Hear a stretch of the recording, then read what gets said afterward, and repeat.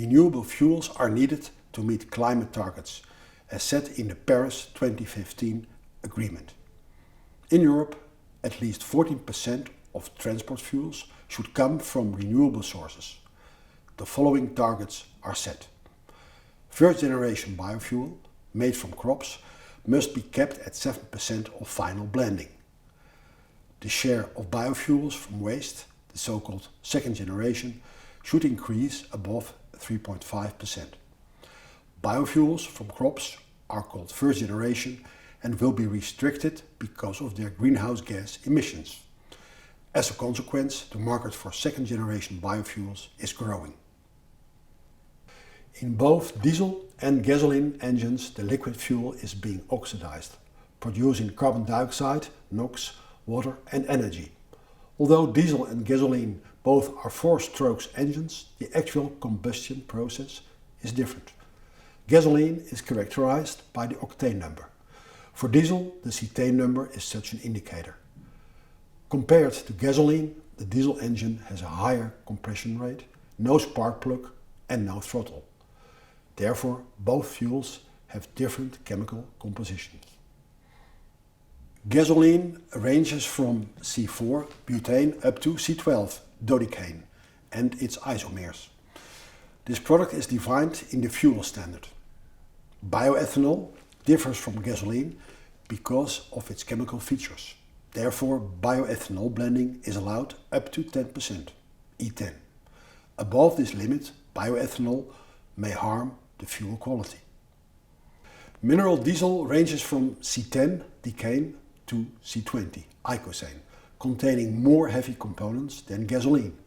Unlike a gasoline, the diesel engine does not require a spark to ignite. Biodiesel is a methyl ester made from bio-oils. Due to its origin and composition, biodiesel has a different cetane number and different cold flow properties. As a consequence, biodiesel has also a different combustion behavior. It's less flammable. Normal blending of biodiesel is therefore limited up to 7%, B7 as defined in the diesel standard. During a chemical conversion, the feed components are altered into the desired products. Biological oils are the fats extracted from plant sources or animal fats, chemically classified as triglycerides. To produce biodiesel, the triglyceride molecule is chemically converted into 4 parts, 3 molecules of biodiesel and glycerin as a side product. This process is called transesterification and carried out with methanol and a liquid catalyst, typically sodium or potassium hydroxide. Biodiesel is officially denoted as FAME, a fatty acid methyl ester. It has a long hydrocarbon chain, an ester bond and a methyl head. Various bio-oils produce various types of FAME. To create uniformity, all biodiesels have to match the EU biodiesel standard. To make biodiesel, first the oil and fats are being cleaned in a pretreatment step. Second, they are mixed with a methanol catalyst liquid in a transesterification reactor. Under mild suspension conditions at 60 degrees Celsius, the liquid-liquid catalysis takes place, resulting in a glycerol and the biodiesel. After washing and drying, this mixture is separated. The side product glycerol can be used to make a variety of chemical and pharmaceutical products. The blending limits for biofuels are due to the fact that these bioproducts are monocomponents with specific features. FAME is merely a too large fatty molecule compared to mineral diesel components. Bioethanol is too light and small compared to gasoline. Drop-in fuels are multi-component mixtures from catalytic conversions and fit much better to the mineral standard. In the market, these products are called hydrogenated veg oils, HVO, and they can be blended up to 100%. Catalytic hydro processes thus produce drop-in paraffinic components, fully compatible with fossil fuels.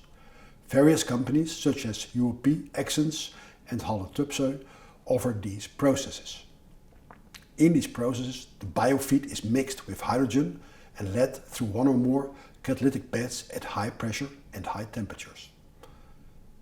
The chemical conversion takes place in solid catalyst pellets located in a fixed bed. Catalytic drop-in fuels are fairly new. The second EU plant was opened in 2017 by Total in France, using technology from Exxon's. The first plant was opened by Neste in Rotterdam. Starting with hydrotreatment, hydrocracking takes place in a second step. Finally, the fuel components are split in the distillation section, in the last stage, giving diesel, gasoline and others.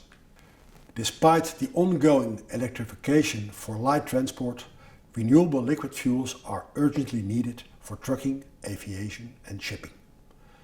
Given the global climate targets, the blending of biodiesel up to B7 and bioethanol up to E10 is not good enough. For higher blending, drop-in fuels are seen as the most promising. Only this alternative leaves the existing fuel infrastructure unchanged, thus making a fast transition possible. For further increase and development of drop-in fuels, new investments in catalysis and proper waste feedstocks are needed.